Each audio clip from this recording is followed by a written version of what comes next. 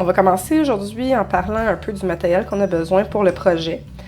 Premièrement, on a besoin d'un bon papier à esquisse, un papier brouillon pour faire notre sketch initial.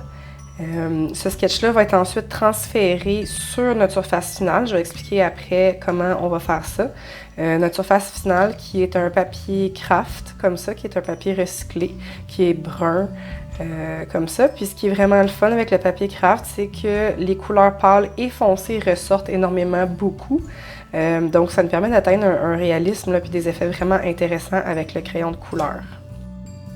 Pour faire mon sketch de base, je me suis permis de faire une recherche d'images, ce que je fais toujours quand je vais dessiner. Donc, je prends des images dans l'Internet que j'aime, puis je fais une feuille que j'imprime pour les avoir à côté de moi. Des fois, je vais utiliser l'écran de l'ordinateur directement, mais ça me permet d'avoir une référence tout le long du projet, que ce soit pour les couleurs ou les formes. Donc, je me suis inspirée de ces fleurs-là quand j'ai fait mon premier croquis. Donc, pour faire le sketch original, moi, j'aime beaucoup prendre 2 couleurs de crayon de couleur comme ça. Donc, une couleur pâle, comme le rouge pâle, puis ensuite, un rouge foncé pour faire mes traits principaux. Des fois, je prends des crayons effaçables, comme ceux-là. Mais des crayons de couleur ordinaire, ça fait l'affaire aussi. Ou sinon, des crayons graphite, que ce soit qu'on aiguise ou un pouce-mine pour faire notre sketch. Ça marche très bien. Donc, ensuite de ça, une efface, là, c'est toujours pratique. Puis, des crayons gel, soit couleur or ou couleur bronze, qu'on va utiliser à la fin pour faire les décorations. Donc, pour l'instant, on va regarder au niveau du transfert du sketch. Donc, j'ai fait mon sketch, j'ai fait mes lignes plus finales en rouge foncé comme j'aimais. Puis, j'ai utilisé un papier calque que j'ai collé par-dessus comme ça, avec du papier, du ruban masqué. Puis, j'ai fait mon tracé final avec un crayon à mine HB. Donc, pas trop foncé, pas trop pâle. Juste assez pour que ça transfère bien, qu'on voit bien, mais que ça soit pas trop foncé non plus, donc ça fait pas des smudges après quand on dessine. Alors, je vais tout de suite faire mon transfert sur mon papier craft. Vous allez voir de quoi ça a l'air. Pour faire le transfert, c'est pas compliqué. J'ai mis ma feuille de papier calque à l'envers avec le côté dessiné au graphite vers la feuille de papier craft. Puis ensuite de ça, avec mon crayon de couleur, je vais passer par-dessus toutes les lignes vraiment roughement. Là, même si je dépasse, c'est pas grave. L'important, c'est que ça transfère de l'autre côté. Puis le crayon de couleur, c'est juste parce que c'est plus facile de voir où on a déjà passé. Mais ça peut être... on peut le faire avec les crayons à mine aussi, c'est pas vraiment grave.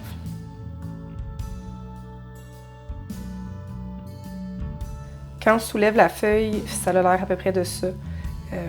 Au niveau du transfert du dessin, ça va être notre base pour laquelle on va colorer. Puis moi, j'aime bien travailler avec 2 feuilles, une à côté de l'autre, parce qu'on va faire des tests de crayon, des tests de couleur pour voir qu'est-ce qui fonctionne dans notre dessin, en se basant toujours sur nos références qu'on a prises au début. On peut quand même être un peu imaginatif en partant de ça, mais ça donne quand même une bonne idée de où on s'en va avec les couleurs.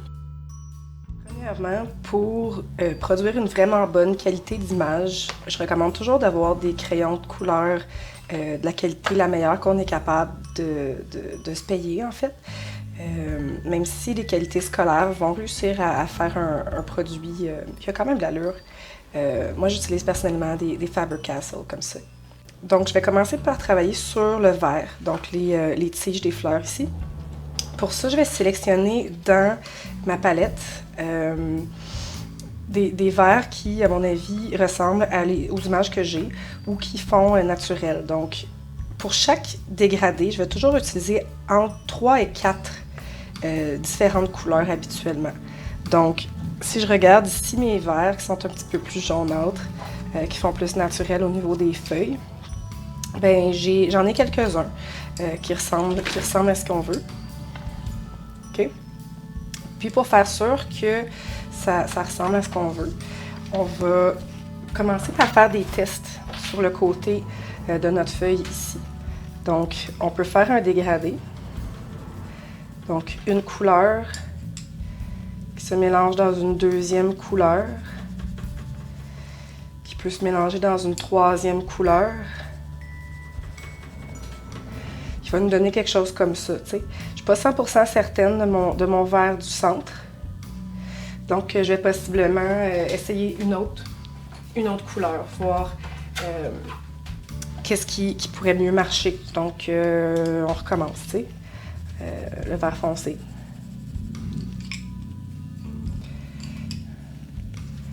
Le vert un peu plus pâle. Tiens, qui fait peut-être un petit peu plus mon affaire. Puis, peut-être le vert après ici. Bon, tu vois, ça fait une palette qui, à mon avis, me convient pour faire les tiges. Alors, je vais garder ces verres-là ensemble. Puis ensuite, on peut décider d'ajouter à ça le blanc et le noir, dépendamment de qu'est-ce qu'on dessine. Donc, je vais commencer par faire les tiges. Vous allez voir de quoi ça a l'air quand on utilise toutes ces couleurs-là. Peut-être pas le blanc dans ce cas-ci, dans les tiges des fleurs.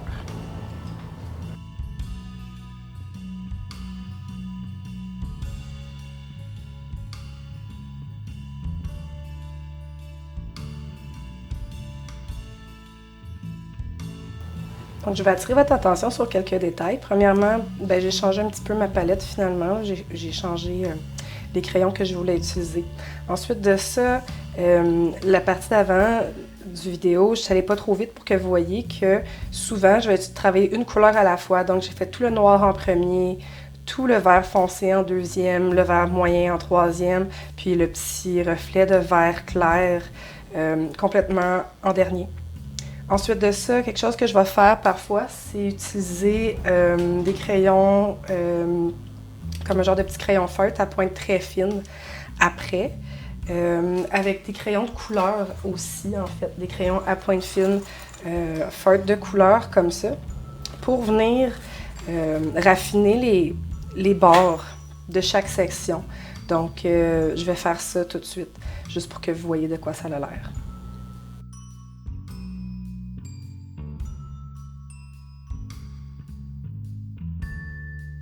Si on n'en a pas non plus, c'est pas plus grave.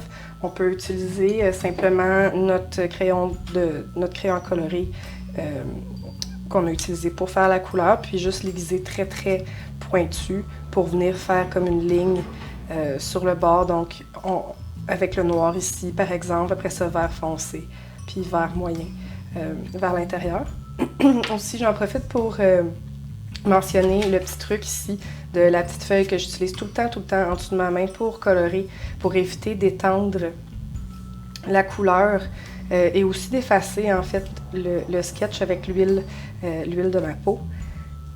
Donc à partir de là, je vais continuer, je vais avancer dans les fleurs puis je vais donner des petits trucs au fur et à mesure.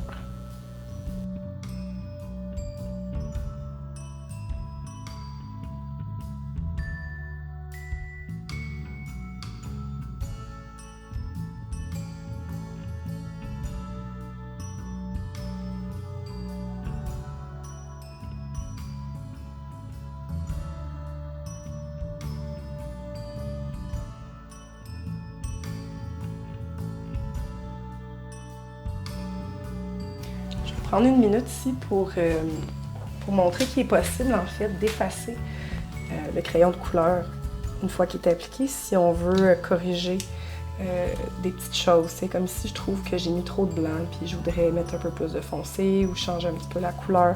Donc on peut aller avec une efface assez petite dans les coins pour effacer. Des fois, ça va nécessiter aussi de nettoyer l'efface vu qu'il y a vraiment beaucoup épais de crayon. Puis de retourner plus qu'une fois dans le coin qu'on a besoin d'effacer, puis de ne pas avoir peur de peser, mais en même temps pas trop fort parce qu'on ne veut pas abîmer le papier. Donc juste assez pour enlever la partie de crayon de couleur qu'on veut ajuster. Puis à partir de là, on peut retourner avec le crayon, corriger la zone avec la couleur qu'on veut changer.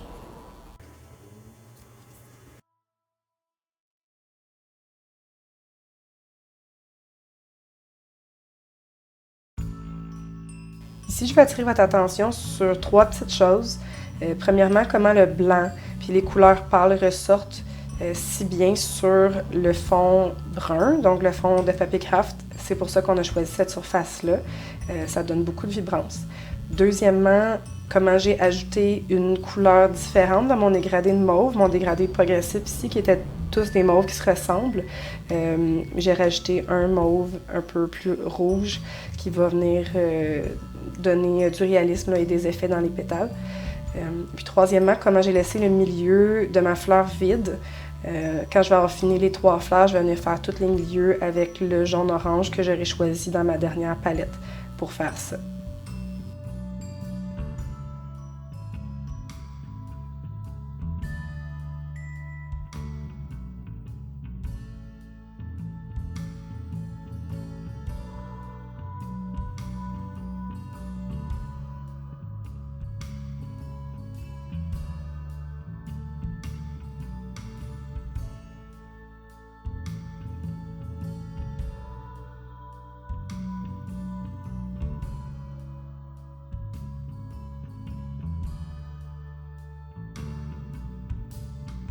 Un autre petit truc ici qu'on peut utiliser, c'est un crayon gel blanc.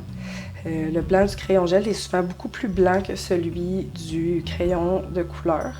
Donc, quand on veut faire des highlights, c'est-à-dire les hautes lumières là, sur les contours ou certains détails par-dessus la couleur, le crayon gel blanc nous permet de venir tracer par-dessus même les couleurs foncées si on a besoin.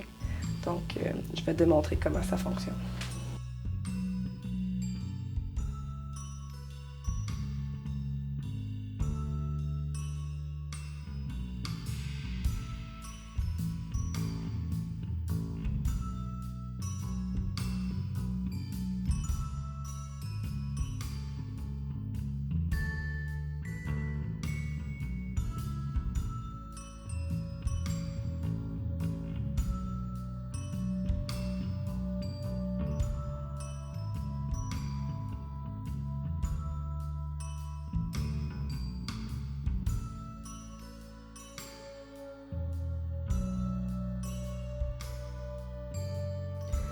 Ici, je me suis permis de vraiment bien ralentir la vidéo pour que vous voyez comment je fais mes dégradés d'une couleur à l'autre. Donc, vous pouvez voir que j'appuie quand même assez fort sur le crayon pour faire des couleurs très opaques à la base de mon dégradé. Puis ensuite de ça, de moins en moins opaques pour que quand je viens superposer le crayon d'après, les couleurs se mélangent les unes avec les autres. Donc, si vous observez attentivement, vous allez voir vraiment bien comment j'effectue cette technique-là.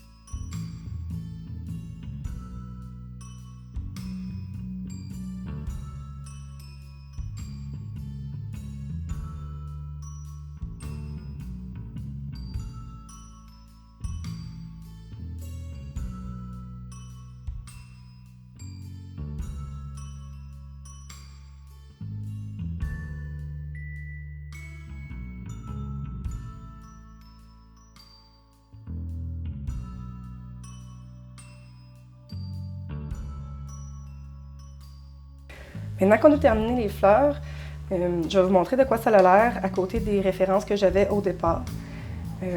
Les différentes couleurs des fleurs sur mes exemples. Donc la dernière étape va être de faire les décorations dans l'arrière-plan. Finalement, j'ai décidé d'y aller avec un crayon gel argent au lieu de doré ou bronze parce qu'en essayant sur mon papier, j'ai remarqué que le papier était trop foncé comparé à la couleur du crayon, donc ça ressortait pas beaucoup. Je pense qu'avec le argenté, ça va faire un meilleur effet.